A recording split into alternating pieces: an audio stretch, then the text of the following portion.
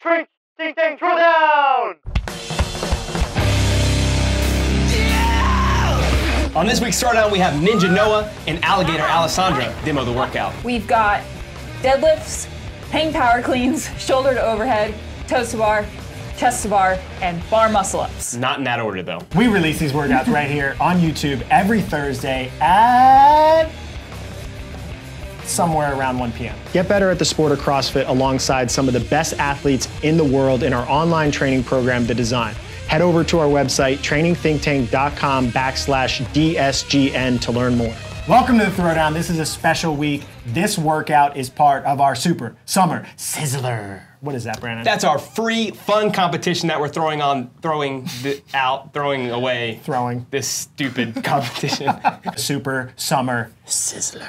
What is that, Brandon? That's our free online competition that we're running this weekend. This workout we're gonna demo today is one of 3 workouts with 4 total scores. If you want more info, click the link down below and register. Welcome back to the Super Summer Sizzler. Workout number 3 is 5 rounds for time of 12 deadlifts at 155, 105, 12 toes to bar, 9 hang power cleans at 155, 105, 9 chest to bars, 6 shoulder to overhead at 155, 105, and 6 bar muscle ups. Enjoy.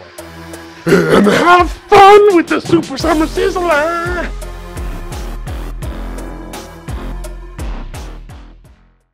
And now, we've got a barbell to give away. We were waiting until we're at 35,000 subscribers, but we didn't quite get there and we wanted to give it away anyway. So let's go find out who won this damn bar. What Chris said. With All right, so yeah. First you gotta figure out How about I do this and then you close your eyes so and all you those point videos to a video. I'll tell you if you pick a video that didn't have it, but for the most part you should be good. So I'm closing my eyes and pointing. Yeah. Tell me when. Where is it? Oh, okay. Well, whatever. You point now. Okay. Wait, you closed your eyes? Yeah. So you picked that video? Yeah. All right, let's see if it has the comments. Yeah. This is Let's Throwdown see. 89, so it should. I can't remember when we 30 started. Yeah. years ago. What's This the date was on March. it? Yeah, this should have it. Yeah. Yeah, 156 All right, so now comments. take the link, click share, and then copy. Yep, and then now put it in the YouTube comment generator. So you'll scroll down right there, add the link, Control V, and then click this button that takes out duplicate users. filter duplicate users. And now click get YouTube comments. Bam. So this is how many people out of 136. 136. Scroll down, click start, and we'll have our random winner. Are you filming this? Yeah, Oh, look just at in that. case. Yeah. All right, random winner is Yari Karkianian, which is definitely not into the United States. Because you're in Europe, we're not going to give you this specific bar we have on site, but I'll buy you one through Rogue Europe. I'll send you details to the comment that you put on the YouTube page, so email us there so you can get this bar and we can end this damn giveaway. Do we know he's in Europe? He said it in the comment, Okay. so I hope so. Maybe. This Maybe week, Noah and Sandra are demoing the workout. Did we announce his name? Oh shit, it was in the thing. It was in there. We announced it. I'm fired. So now what? If you're doing this workout, use that hashtag and add Super Summer Sizzler to it if you want. Let's go see the workout. Add the Super Summer Sizzler. 3, 2, 1, 0. And the final sizzle of the Sizzler Sizzle, has sizzle, begun. sizzle. So what are your first thoughts on this workout? Grip. Grip? Yeah. All grip. Yeah. You know, this doesn't really spoil anything, but I talked to Sandra after the workout and she says that it wasn't grippy. She said it was just like central systems, just like overall fatigue. And I was Really? like, huh. Interesting. That's interesting. As you guys watch Noah, you'll tell that it is quite grippy for most people probably. I think it depends on how fast you're going and then obviously what your normal limitations are. So like someone like Noah who's experienced grip fatigue in the past or just a limitation with grip, something like this comes up, that probably is going to be the #1 limitation. I know for me it would. And it also depends on how fast you're going. For those that break up the barbell, let's say maybe do 6-6 deadlifts or have to go 3-3-3 on the hang cleans, it won't be as grippy as someone like Noah or Sandra who are going unbroken. Yeah, that's actually something, well, one thing to notice that they just did, the bop-bop technique with the power cleans, I feel like that saves grip a little bit. and it's just way faster. So Yeah. if you can learn that skill, this would definitely be a workout to implement that in. I love that we call it the bop bop Yeah. technique. Like, we I don't think have a people real know name. it. Yeah. Bop, the first bop is the bar into your quads. What's the second bop? In your Onto throat. your rack. It just crushes your Bop throat. quads, bop through. Yeah. Actually, go ahead, sorry. I was gonna say, you guys can disagree with me, but I think that for most people, starting off with the barbell unbroken makes no sense. Yeah. Yes, I agree 100%. This is actually something, so Noah's strategy with this, and he was kind of taking it from a workout that he did with Travis earlier in the week, was to kind of throttle his overall urgency and transitions down and go through the movements unbroken. I talked to him after he finished the workout. You'll notice by the end, this is a spoiler, that he can't do that. And I actually talked to him about potentially if a workout like this comes up that has a grip limiter, we might want to just have him work really fast in short sets that give his hands a break and just distribute the rest throughout the workout. So instead of doing 20 seconds and then 9 unbroken hang power cleans, rest 5 seconds, pick it up and do 3 and drop it each time. You're adding a little bit of work with like deadlifting and back up each time, but I think overall you're saving so that you can have a faster finish. I think a place for most people to easily save their grip that loses no time is the deadlifts. Yep. I know a couple years ago, Wodapalooza had double DT as one of their qualifiers, which is different, but still a very grippy workout. And I broke the deadlifts in like 3 or 4 sets from the beginning, but the break is you stand it up and you let go and you follow it down and pick it back up. So you're just letting gravity do the eccentric for you. And if you're disciplined, you're not losing any time. Yeah. And with this light of a deadlift, it's not like that first rep without the rebound really makes a difference. The same can be true for all the gymnastics movements too, right? Like even toes to bar, you could break it into 4s or 3s and still be relatively fast. Or the same thing with chest to bars or bar muscle ups. So I think for most people, Mia, you're exactly right. They should be breaking from the beginning. Yeah. For Noah, he wants to be aggressive, and so he's also testing this as almost like a quote-unquote games workout. Where am I going to fail? How fast can I go in the first couple of rounds? And then he can learn from that for if something like this does come up. The one thing I will say, his first round, and we can kind of track this, both Sandra and Noah, his first round was 148, and you already can see deterioration in the second round, so it catches up to you quickly in a workout like this. The other thing, I know I'm rambling here, but DT for Noah or Sandra is probably like low 3 minutes. Yep. And then if they just did 5 rounds of 12-9-6, toe to bar, chest to bar, and bar muscle ups, it'd probably be another 3 minutes. So you'd think like 6 minutes total for a workout like this, but in reality it's going to take them much longer because of those central systems or whatever you want to call it. I think the movement pairings and then also the fact that there's so many transitions embedded into the workout. The 2 movements, so Noah right here is on the shoulder to overhead. I think that and the hang power cleans are the 2 that's just kind of a lot of energy to try to break the sets up. Like if you put it up overhead, I feel like you should be planning on doing it unbroken. Yeah. So Noah's onto his bar muscle ups. You can see his breaks are a little bit longer already. He took longer to get on the barbell. Sandra kind of the same thing. So this is kind of where you have to kind of figure out, am I going to get on the barbell quickly and break it into sets, or do you want to keep it unbroken? Most people, the first one. What? Most people the first one? Oh, Yeah. the first one. What he said. That's just my tip to you. Don't do that. I thought you were going to keep going. I was like, No, that's it. and go on. Yeah. One thing to note with them specifically in this workout. So this is a very grippy workout. We're in Atlanta. It's very humid. And with an hour before this Max workout, was a bully. they did I was a bully with their row intervals. You took away Noah's towel right before the workout. They did row intervals, so they were sweating. Their hands were kind of like wet and soft from holding on to the handle for so long.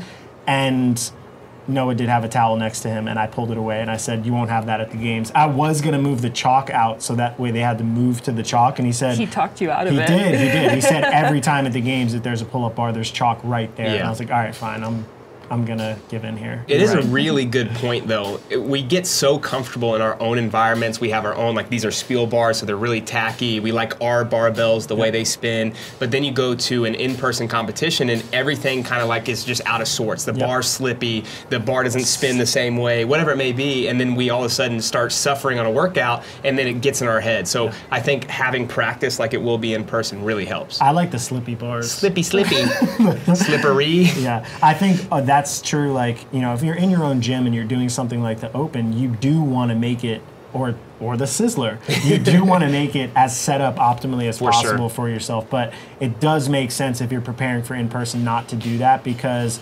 tiny things, like if I had to use the bar in between them to do a workout with this much gymnastics, there's a lot of effort getting off and getting onto that bar each time in every single one of the breaks. I might have to break this gymnastics 40 times, which means I'm doing 40 6-inch vertical jumps and catches on the bar.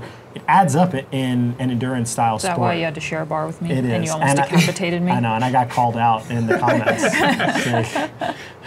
Happy to help. Yeah, Brandon stole my bar. I was like, oh, this is the bar I'm going to do. Brandon's like, I'm going here. You're taller. I thought you'd use that one. That's not true. I said I'd use the middle bar. It's true.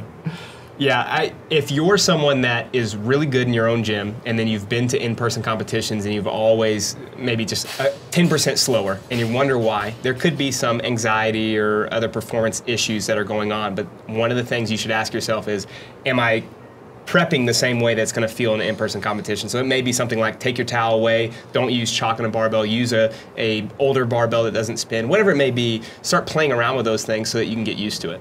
So Noah on the left here is finishing up round 3, which means he's like 2 minutes and 30 seconds around, and Brandon had said he was about 148 for the first. So you can see there's a pretty big deterioration. That means the slowest round could have been 2 minutes and 50 seconds. Sandra is about 1 movement behind Noah at this point. So she's finishing her chest to bars, got to get back, do the shoulder to overhead bar muscle ups to catch up where Noah is. And for the first round, they were relatively close to the same pace. So this is definitely a workout. You're watching 2 of the best in the world go. So assuming our time cap, you guys will most likely get capped. So you can kind of model yourself off of this and say, you might be doing 4-minute rounds. It might be better off doing that than trying to do 1 round in 3 minutes or 1 round in 2.5 minutes. Just kind of be mindful of that the fatigue in this workout is going to slow you down no matter what, and a pacing on the front end might save you. Gave a cue to Sandra before that workout that she wasn't allowed to bend over and shake her arms out. She broke it in round 4. Why? For her specifically, it was midline control and endurance. And those rest breaks, too, they got really long at Granite Games, and I think you just default into it. So I wanted to give her There's so much relief that happens to my shoulders when I bend over. For sure. When I told her, it was after the workout, I talked to her about it, and she said that she tried to do it, and it actually made her nauseous, and like her core was giving out. And I said that by forcing herself to train postural endurance, she probably actually is training her diaphragm and her midsection to stay vertical, which might help with gymnastics. So I said, use it as like a last resort in competition as opposed to a default resting position. It wasn't just a bully move. There was some thought to it. Sandra's first round was just over a minute, so she was like 10 to 12 seconds slower than Noah in that first round. Just over 2 minutes? Just over 2 minutes, Okay. yeah, for the first round. And then she just finished that one at 8:45 or something like that. So you can kind of see, again, the deterioration. It's going to happen to everyone, but it's good to see the best do it so that you can kind of game plan for yourself in a 15-minute cap. Yeah, I don't know if this is like, if this was an actual qualifier style workout and they didn't do an hour's worth of rowing intervals an hour before it, I think you might see less deterioration and maybe a little bit better pacing in terms of the rest breaks, but this is still probably better than any of us are going to do. So it's just a good model to see. There is deterioration no matter what on this style of workout. Yeah, they're training. I mean, their volume's really high right now. This is the second session of the day, like you said, so it'd be different in competition, but still, I think for most of us, it's going to be 3-4 minute rounds from the start, and then we're gonna have to plan for that, especially if you're trying to get your best score in a 15-minute cap. Yeah, I mean, you could even set up an interval style format for yourself if you knew, like, okay, I'm trying to get 4 rounds done. I'm going to go in, I'm going to do 6 deadlifts, rest, 6 deadlifts, or 6 deadlifts right into 3 hang cleans, drop, finish the hang cleans into the overhead. Oh yeah, this is not DT. I mean, you could, maybe no reps. Keep going. Good idea, Max. Just saying, giving yourself some sort of a strategy with rest breaks in it could be helpful. A lot of people don't like to do that because they feel like, I just want to go hard. But calculating a little bit of your rest times and using somebody that's counting your reps to tell you like how long you're resting can be super valuable for people that aren't fit enough to just keep the throttle down for 15 minutes. What we see in these demos is like, it's a 1 in a million type athlete. Yeah, this workout is just super common too in open style workouts, right? Yeah. It's like a barbell, some kind of cycling with a gymnastics movement. Obviously, we threw in a bunch of barbell movements with a bunch of gymnastics movements, but if you're good at this, you're going to be pretty good at a couple open workouts or other qualifier style workouts, so something to work on. And it kind of looks like the, 21.3? Yeah. Yeah. Squatting instead of the hinging, but different limitations, but Yeah, there was the bicouplet at the games. There's been power snatch, muscle up in the CrossFit standard, games. which is similar to thrusters, this. muscle ups. I think the just barbell and upper body pulling combo is super common. Yeah. Yeah, and again, I mean, if you're good at all of these movements, then again, that's 6 movements that are tested almost every single year at the games and in qualifiers. So being good at workouts like this definitely helps. So this is where Noah's sets are starting to break down and he's not going unbroken anymore. He mentioned to me afterwards he had a little bit more aggression in his transition from round 4 to 5, and maybe if he would have kept that smoother transition between movements, he would have been able to hold bigger sets. That's what he said. Yeah, so those toes to bar, that was 4-4-4 to finish the 12. That's way different than when he started unbroken. And there's rest within there. So you're just losing a lot of time in this last round. And this might just be something people have to be prepared for. Yeah. 10 minutes into the workout, you might just have to figure out how to get it done with fried fingers. Well, you could see his grip is definitely gone Sizzled. because, Yeah. slippy fingers. You can Super tell that his summer, grip's gone because slippery. he's shaking his hands out. And on the bar, you could see on the toes of the bar, his hands were like almost like rotating across the bar, which is the worst feeling ever. Yeah. He's bopping harder too. Yeah, I think he can't hang on to the bar, Yeah. so he just oh, my quads will take it. Yeah, so these are the types of failure points that if you're making a strategy for yourself that you want to avoid happening. So maybe more rest. I'm sure if this was a competitive style workout, like in an open workout, or if Noah was competing in the Sizzler, he would be able to watch this, go back and create a break strategy to avoid getting to the point where he's having to do 4 or 3 pull-ups at a time and 2 hang power cleans at a time. This would generally be a part of the workout that Noah wants to take advantage of.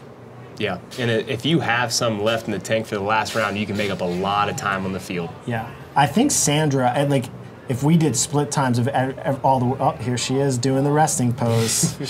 I kept yelling to her and she's like, I had to do it. Yeah, leave me alone. Stop being annoying. I know. I think if you had split times, I think Sandra would probably have made up more time relative to Noah on the last round, even though she was, still pretty redlined at this point. You'll see when we get to it, she still does her bar muscle ups at the end unbroken, and we'll see what Noah's look like here. Yeah, you can see the one at a grip is- time. So Yeah, a I big mean- difference. He just couldn't absorb the eccentric anymore, which could happen to you. So if it does, probably have a plan for your rest breaks in between them. This is something what Mia means when she says absorb the eccentric is the lowering portion of every movement is generally the harder on your muscle bellies. So when they start to get to failure, that usually goes, he just failed trying to get over. So that would be the concentric.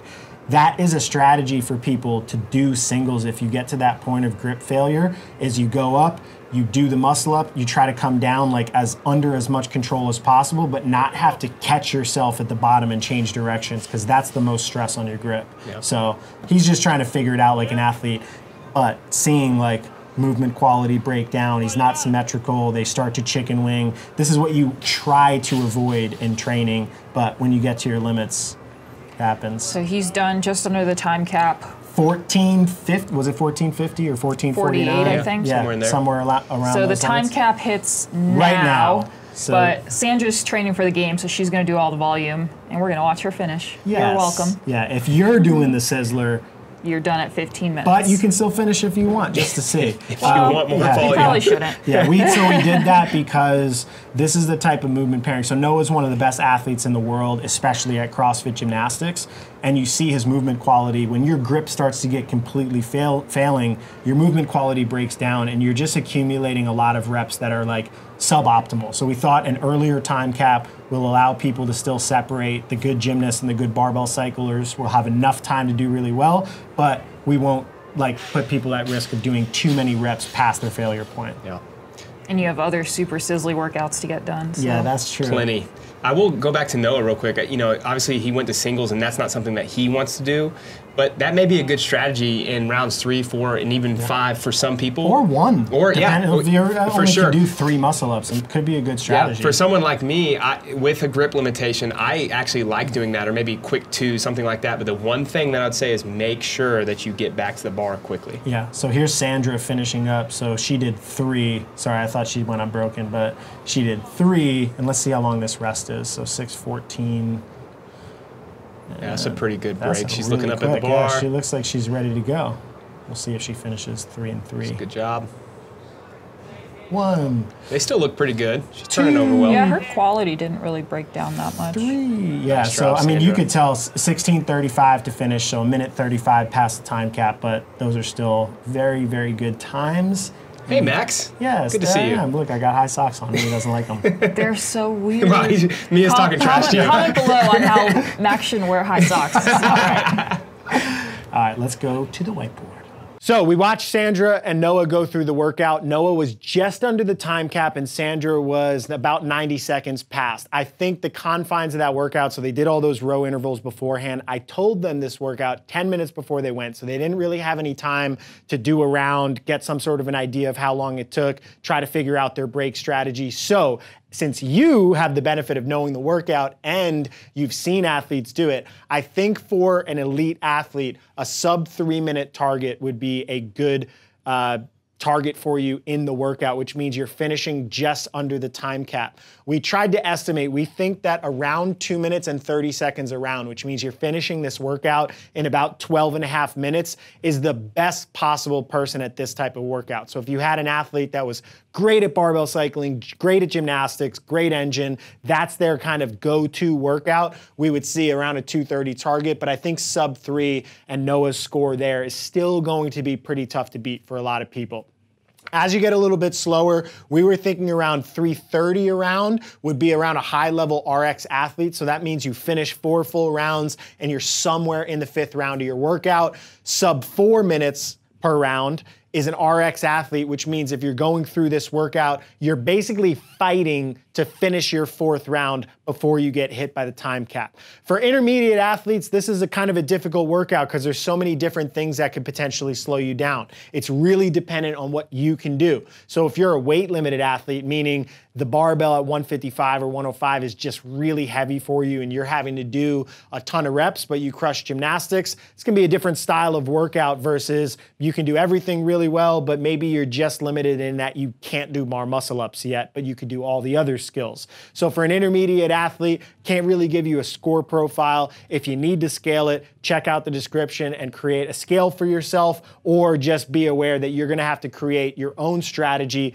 dependent upon your skills. For all athletes this week, I think the tips are the same. Break early and often trying to maintain your rest. So most athletes, when they're in athlete mode, are not really this calculated because especially if you're on a competition floor, you don't really have the option to always look at a clock and count your rest breaks. You might have to do it by feel, or you might have to actually run the race with other athletes. But having seen athletes perform in CrossFit for so long, these are some rough guidelines in these style of workouts. For an elite athlete, we might want to take a 5-second break as our target. So if Noah, instead of trying to do this workout as do everything unbroken and do nice slow transitions, he's going to break up and he's going to do 6-6 on the deadlift, 6-6 on the toes to bar, 5-4 on the hang power cleans, 5-4 on the chest to bar, and then maybe do the shoulder to overhead unbroken and go 3-3 on the muscle ups in the hopes of saving his grip for the later rounds. Those rest breaks would have to be really fast because he's adding a ton more opportunities to rest. They can't be 20 seconds long. So 5-second would be an elite target. 10-second rest is kind of like an elite or RX, depending on the specific movement that you're in. 15-second would be about the longest I would try to go for an RX athlete. And if you're over 20-second rest breaks in this type of a format, I think you're probably an intermediate athlete, need to develop some fitness, some strength, some skill with the gymnastics to be able to start working on cutting those rest times down. If you use this strategy, you can Pick your rest time. Say, I'm gonna break it up. I'm gonna start with 10-second rests. If you adhere to that and stick to that no matter what, if you break and you're not ready to do what you had planned, let's say you said, I'm gonna do 5-4 in the hang power cleans, you pick it up, you do 5, you drop it, and you're not ready to work in 10 seconds, pick the bar up anyway and do 2, then drop it, then take your 10-second rest again, and then pick it up and do 2 to finish. That way you're training yourself to actually limit your rest time in the workout. That's all I got. This workout is very individualized relative to your barbell cycling and gymnastics skill, as well as your overall fitness. Here are some targets for you. You had the elite demos. Have some fun. Post your score in the Sizzler leaderboard. Don't sizzle your hands off on this one. Have fun. Good luck. Thank you. Welcome to the Throwdown. We got a special week this week. This week's workout is part. That's too many weeks. Yeah. This week is another week. It's a wrap, you know what I'm saying? Your boy Project Pata in this thing, man. Hey, look, man, thank y'all for watching Training Think Tank's YouTube channel. Y'all hit that motherfucking subscribe button, you know what I'm saying? So y'all go ahead, man. Thank y'all for watching the channel, you know what I'm saying? Hit that motherfucking subscribe button. Let it be known what it be known, what it be known, you know what I'm saying? Pata.